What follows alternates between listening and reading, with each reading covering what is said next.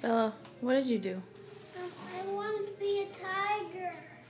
I was in the bathroom for 1 minute. Didn't you get in trouble in school for that? No. Yes, you did. But they said you colored on your marker. They said, I'm allowed to touch. They said, you can do that at home. Oh, did they? Yeah. Are you telling a fib? No. That you're not supposed to draw on yourself. Do not draw on my table either. I don't think you're big enough to play with your crayons and markers yet.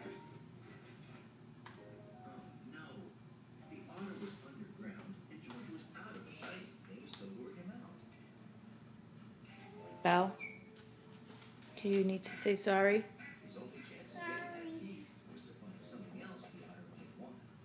Stop drawing on yourself.